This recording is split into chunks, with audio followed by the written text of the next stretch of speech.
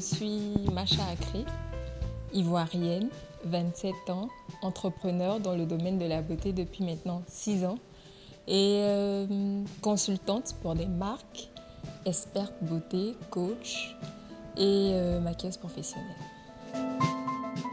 J'ai eu un parcours quelque peu atypique. À la base, j'ai pas de formation, j'ai pas fait d'école d'esthétique ni de maquillage. J'ai un master 2 en droit et action humanitaire. Donc, j'ai développé ma passion à partir quand j'étais en deuxième année de droit. Donc, j'ai commencé à développer le maquillage, surtout le maquillage artistique. C'est par là que j'ai commencé. Et c'est de là que tout est parti. Voilà. Donc, au départ, j'ai commencé en tant que rédactrice beauté pour des webzines, maquillage plutôt artistique, parce que j'avais vraiment envie de découvrir ce que le maquillage avait à donner. Puis après, je me suis professionnalisée et les expériences ont commencé à venir, les marchés aussi. Et par la suite, après ma soutenance, j'ai fait un stage. Après mon stage, j'ai dû choisir parce qu'à ce niveau-là, j'avais commencé à avoir des contrats. Donc du coup, mon entreprise se développait. J'avais voulu croire en fait en ce que j'avais commencé. Donc je me suis lancée dans ma passion. Alors Aphrodite, c'est mon bébé qui est né, ça fait maintenant 6 mois. On a lancé la version bêta en janvier 2017 et ce n'est qu'en mai qu'on a réellement débuté les activités. Donc Aphrodite est né d'un besoin. J'ai plusieurs fois eu des personnes qui m'ont approché, qui sont venues vers moi, qui m'ont fait cette proposition-là. J'ai également eu assez de clientes en fait, à qui je faisais des prestations à domicile. Donc moi et mon équipe, on s'est dit pourquoi ne pas développer une plateforme qui va réunir les meilleurs, parce qu'en général c'est notre logo qui va réunir les meilleurs professionnels d'Abidjan pour commencer, maquilleurs, coiffeurs, prothésistes ongulaires, et ces meilleurs-là, ces professionnels-là vont fournir des prestations de qualité à domicile, au bureau, pour une cible, je dirais, africaine, active, moderne, qui n'a pas forcément le temps d'aller au salon. Voilà. Donc, à mon avis,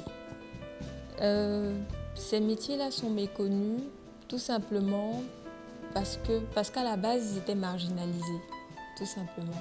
Donc avant, dans l'Afrique francophone qu'on a connue, il fallait avoir de gros diplômes.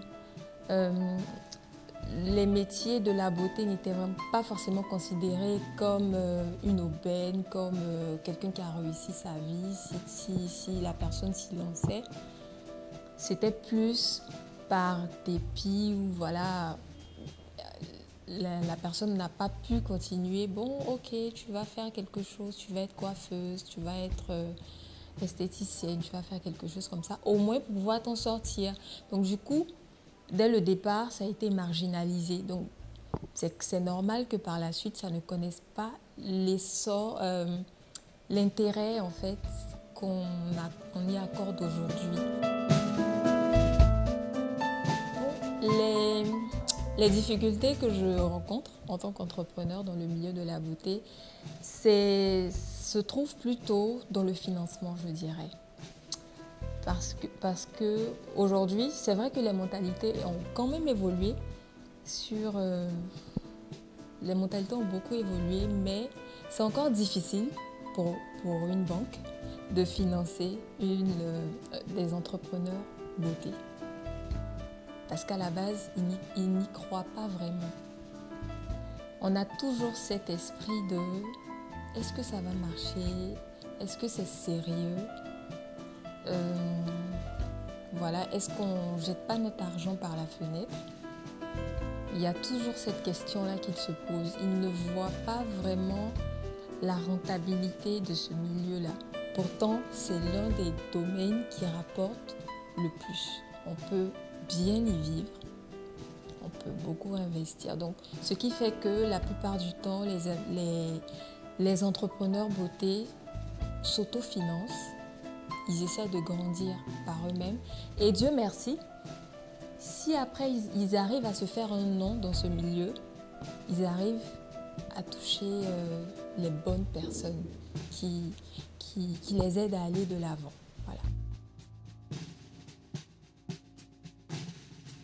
Je dirais que ça rejoint le point de la méconnaissance, de la marginalisation des produits. Parce que déjà, que le maquillage est tellement assimilé à la coiffure et à l'esthétique, pourtant ils sont carrément différents. On peut être maquilleur sans être coiffeur, ni être maquilleur sans être esthéticienne. C'est mon cas par exemple, moi je maquille seulement, je ne coiffe pas du tout, je ne m'y connais pas.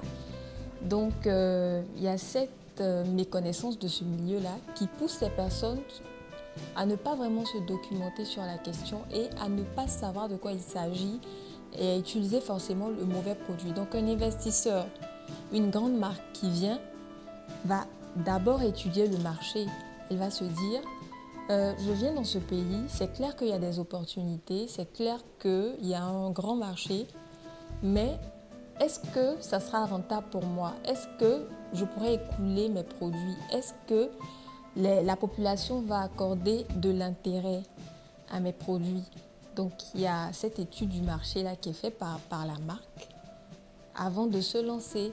Donc, je pense qu'aujourd'hui, il y a beaucoup d'améliorations parce que, je ne sais pas pour les autres pays, mais en Côte d'Ivoire, il y a pratiquement une dizaine de grandes marques qui se sont installées et qui continuent de s'installer. À mon avis, les marques africaines ont beaucoup de travail à faire parce qu'il y a tellement de longueur d'avance avec les grandes marques. Donc, c'est vraiment de redoubler d'efforts. J'ai pour habitude de prendre l'exemple de quelque chose qu'on entend, qu'on voit très régulièrement. Inconsciemment, ça nous reste dans la tête. Inconsciemment, on se dit, même si on n'a pas forcément testé cette marque, on se dit que, ouais, on connaît, on est habitué, on connaît. Avant, je pense que ça envoie le capital confiance en fait. Et puis, par la suite, la personne peut se laisser convaincre, tester le produit par la suite en fait. Ce que je constate en général pour les marques africaines, j'ai pas encore vu de vision. J'ai pas encore vu de vision, c'est-à-dire, il n'y a pas d'histoire derrière la marque. Aujourd'hui, chaque grande marque que vous allez prendre, vous allez voir qu'il y a une histoire derrière la création. C'est parti de quelque chose. Il y a une passion, il y a l'envie de savoir, de s'impliquer dans ce qu'on fait. Il y a vraiment cette motivation, cette recherche derrière. Mais ici, j'ai l'impression qu'on fait sortir une marque juste parce qu'on se dit que c'est important. C'est la mode, par exemple. Et on trouve en général du profit derrière. On n'est pas forcément formé, on n'est pas forcément passionné. Et si vous prenez l'histoire de chaque marque africaine, vous allez voir que il n'y a pas vraiment ce lien. Parce qu'une marque, en fait, pour vendre, il y a forcément un petit lien affectif. Il y a une histoire, comme j'ai dit. Il y a quelque chose qui nous rattache à la marque. Ces marques-là, il n'y a pas ça du tout. Soit c'est purement marketing, soit la marque a beaucoup d'argent, donc elle va faire du tape à l'œil, mais en soi, les produits ne sont pas top. Soit la marque n'a pas forcément beaucoup d'argent, mais fait de bons produits quand même. Mais le marketing n'est pas poussé. On sent qu'il y a beaucoup de choses à faire encore. Parce qu'il y a tellement de longueur d'avance, qu'il y a tellement de choses à faire. Et je pense que la population ne s'identifie pas forcément aux produits sur le marché. Parce que tout simplement, il n'y a pas de recherche. Je prends un exemple. Ce n'est pas parce que tu es mon frère africain que tu fais un produit que j'aime pas, il n'y a pas beaucoup de recherche, que je dois acheter ton produit juste pour te soutenir. Voilà, à un moment donné, il faut y mettre beaucoup plus de sérieux, il faut travailler à une échelle. Je veux dire, il y a ça aussi qui manque. Comme j'ai dit, il n'y a pas de financement en tant que tel, donc les marques se débrouillent. Dans les 5 prochaines années, avec Aphrodite, on compte s'étendre dans la sous-région, mais avant tout, maîtriser le marché ivoirien. Voilà.